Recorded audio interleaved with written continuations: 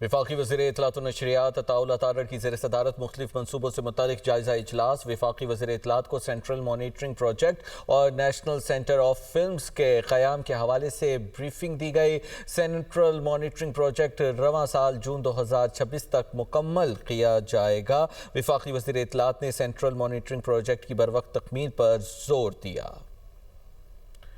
Central monitoring unit जदीद तकाज़ों से हम आहंग मनसूबा है। इस मनसूबे से बयानिया साजी से मुतल्लिक़ रिपोर्ट्स मुरतब करने और मुअस्सर हिकमत अमली तय करने में मदद मिलेगी। इस मनसूबे से निजी शोबे को भी फ़ायदा होगा, जहाँ वो अपने मवाद का तज़किया करने की सहूलत हासिल कर सकेंगे। इंतज़ामिया DEMP ने PC1 और मंजूर शुदा वर्क प्लान के मुताबिक मनसूबे की जून 2026 तक बरवक्त तकमील को यकीनी बनाने के लिए तमाम ज़रूरी इक़दामात उठाने की यकीन दहानी कराई है।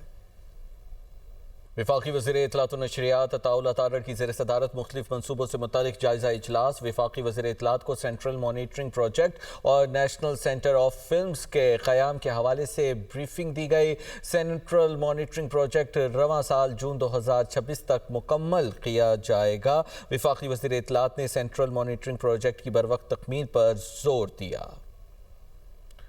सेंट्रल मॉनिटरिंग यूनिट जदीद तकाज़ों से हम आहंग मनसूबा है। इस मनसूबे से बयानिया साजी से मुतल्लिक़ रिपोर्ट्स मुरतब करने और मुअस्सर हिकमत अमली तय करने में मदद मिलेगी। इस मनसूबे से निजी शोबे को भी फ़ायदा होगा, जहाँ वो अपने मवाद का तज़किया करने की सहूलत हासिल कर सकेंगे। इंतज़ामिया DEMP ने PC1 और मंजूर शुदा वर्क प्लान के मुताबिक मनसूबे की जून 2026 तक बरवक्त तकमील को यकीनी बनाने के लिए तमाम ज़रूरी इक़दामात उठाने की यकीन दहानी कराई है।